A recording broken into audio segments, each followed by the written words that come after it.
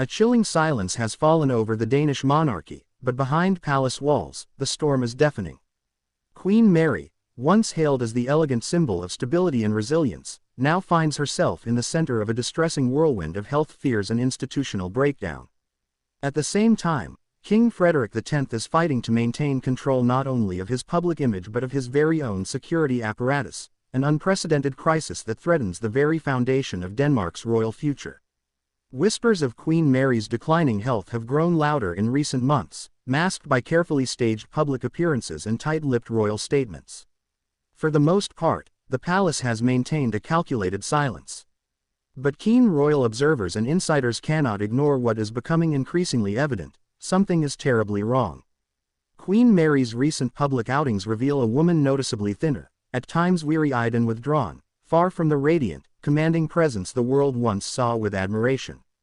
The contrast has not gone unnoticed, with Danish media subtly shifting their tone from celebratory to cautiously concerned.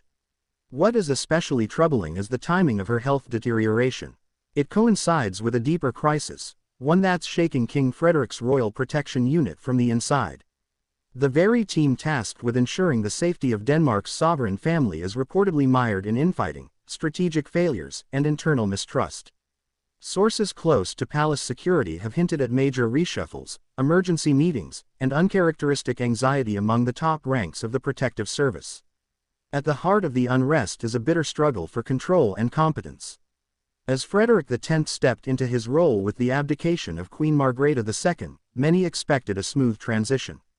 But instead of a unified front, his court appears plagued with cracks. The newly restructured security team, under increasing pressure from public appearances, foreign diplomacy, and ever-present modern threats, has faltered. Recent incidents, such as security lapses during official visits and near-miss events involving unidentified individuals approaching the royal motorcade, have raised serious red flags. Some say it's a matter of outdated protocols clashing with the modern realities of cybersecurity and hybrid threats. Others argue that Frederik's insistence on reshaping palace operations has sparked resistance among the old guard, creating a breeding ground for sabotage. What's clear is this: King Frederik's inner circle is not functioning with the cohesion expected from a sovereign's protective elite. And amid all this chaos stands Queen Mary, her health silently deteriorating under the pressures of being both a public figure and the emotional backbone of her family. Mary's role is not ceremonial alone. She is an anchor to her husband, a guide to her children, and a symbol of modernization within a deeply traditional institution. Her absence, even if temporary, leaves a vacuum that no royal advisor or stand-in can truly fill. Royal watchers recall her recent solo engagements with concern. While she continues to fulfill her duties, there is a visible strain. Her famously engaging smile often fades too quickly, replaced by moments of blankness and deep thought. Insiders have noted she has dramatically reduced her private social schedule and taken unannounced absences from royal meetings. Physicians close to the royal household have not confirmed a diagnosis, but murmurs suggest a complex condition requiring ongoing treatment and monitoring. What's even more tragic is that Mary's condition appears to be emotionally exacerbated by the crumbling structure around her. Imagine the psychological toll of knowing that the very bodyguard standing next to you might be distracted, divided, or even disillusioned with their role. For a woman who has spent decades under public scrutiny, now navigating health uncertainty while doubting her own protection, the pressure must be overwhelming. This crisis is also deeply personal for King Frederik. Known for his quiet strength and sense of duty, he is now carrying the weight of a fragile monarchy on his shoulders. He has always leaned on Mary, relying on her grounded nature and diplomatic finesse. Watching her struggle while simultaneously attempting to resolve the crisis within his protective ranks has left the monarch visibly strained. Observers point to a recent moment in Aarhus when King Frederik, while greeting crowds, appeared to momentarily freeze as a young child broke from the crowd line and ran toward him. Though harmless, the security team's delayed reaction was glaring. The king's expression shifted instantly from calm to shocked, a silent but powerful indicator of his growing fear that the structure around him is no longer watertight. The Danish people, fiercely loyal to their royals yet fiercely proud of their democracy, are watching closely. Unlike other monarchies that thrive on glamour and power, Denmark's royal family has always been rooted in humility and approachability. But with these unfolding events, a dangerous line is being crossed, one where public trust can easily fracture. Analysts suggest this may be the most significant constitutional test since the post-war period. If Queen Mary is forced to retreat from public life for treatment or recovery, and King Frederik continues to battle internal royal unrest, questions may emerge about the longevity and viability of the institution itself. This is not mere gossip, it is a matter of national interest. International media has begun picking up on the story, though cautiously. British tabloids, always quick to sniff scandal, have hinted at the crumbling fairy tale of Scandinavia's golden couple. Meanwhile, European diplomatic circles have shown unease over recent Danish royal cancellations and last-minute changes in protocol during foreign state visits. These are not isolated glitches, they are symptoms of a system under acute stress. Palace sources, while denying any imminent danger, have made veiled references to a period of recalibration. But many are questioning why such recalibration is needed at all if everything is functioning as expected. The truth, as always in royal affairs, lies beneath layers of secrecy, half-truths, and heavily curated narratives. And what of the children? Crown Prince Christian, thrust rapidly into the spotlight following his grandmother's abdication, is reportedly being prepared for more visibility. But at just 18, the young heir is now witnessing firsthand the burden of legacy and the cruel fragility of those who wear the crown. Princess Isabella and the twins, Vincent and Josephine, have been shielded from the press, but insiders say the atmosphere at Amalienborg is tense, with staff instructed to avoid discussing sensitive topics. This is a family in crisis. And not the theatrical kind we often see in tabloids, but a deeply real, emotionally complex, and nationally significant one. Queen Mary's health is not just a personal matter. It reflects the state of the monarchy, its capacity for endurance, and the cost of being a royal woman in the 21st century. As Denmark looks ahead, toward summer parades, constitutional anniversaries, and expected diplomatic engagements, there is a haunting uncertainty in the air.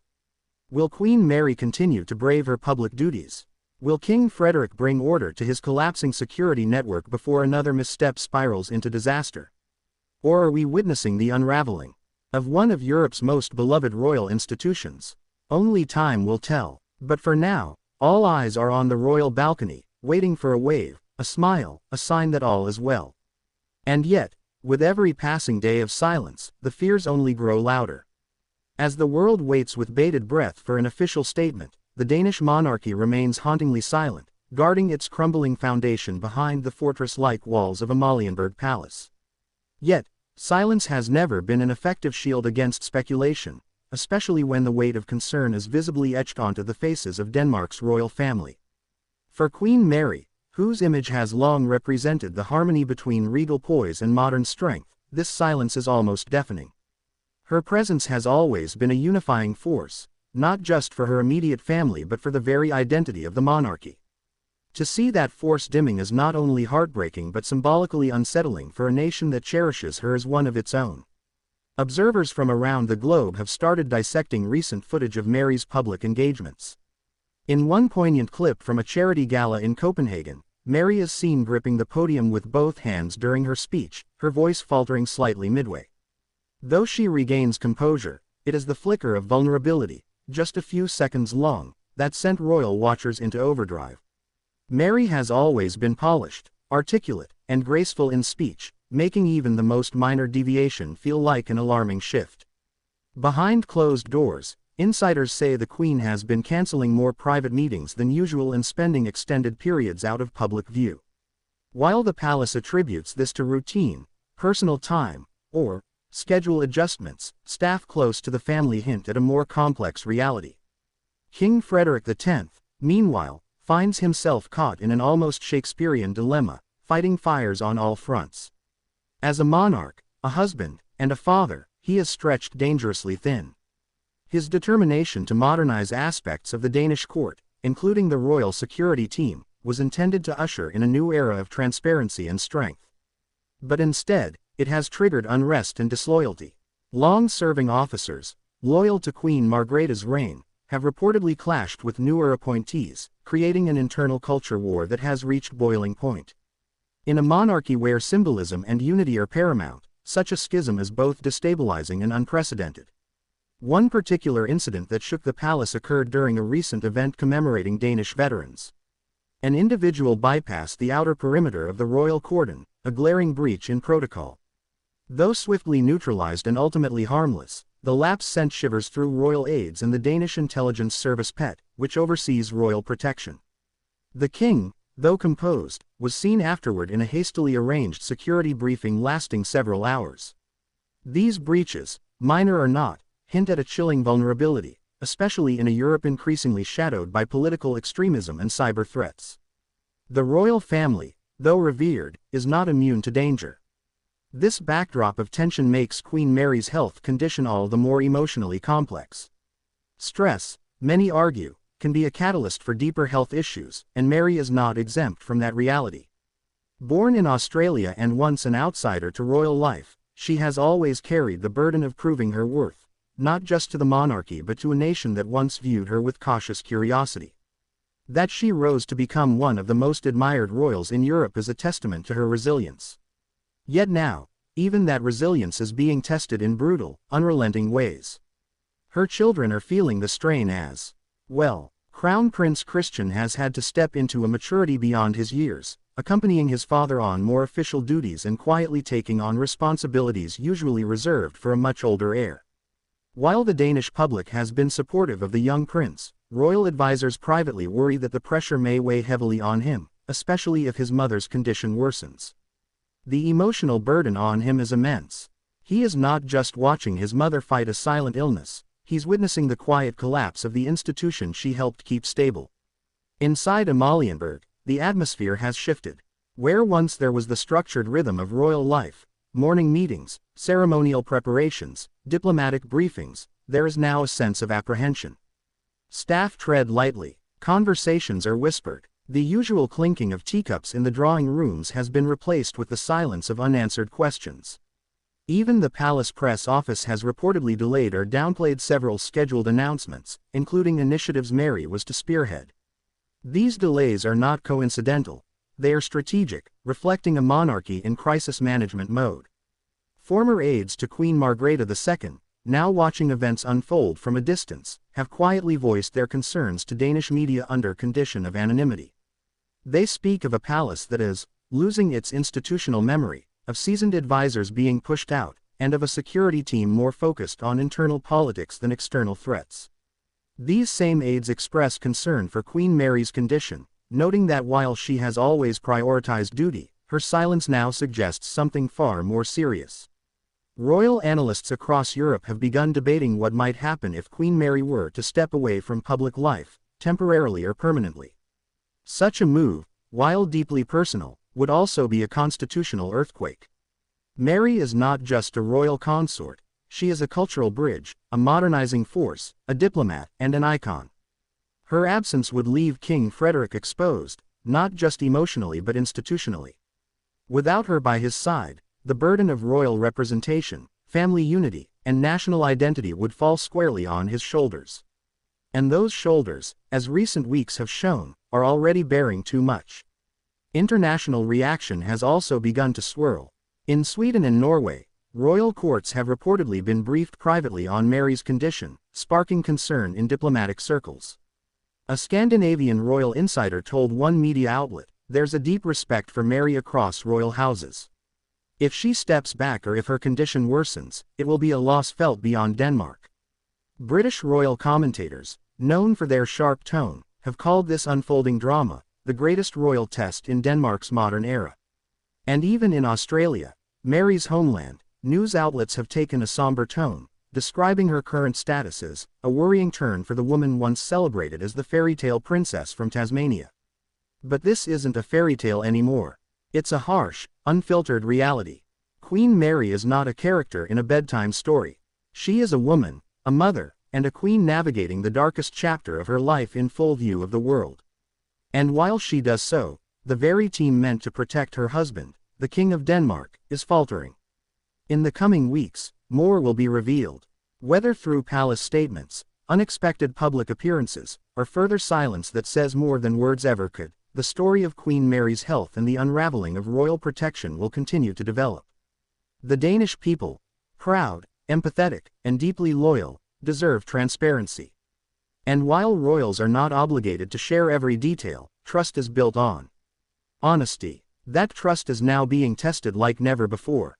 The world is watching, and not with idle curiosity, but with genuine concern.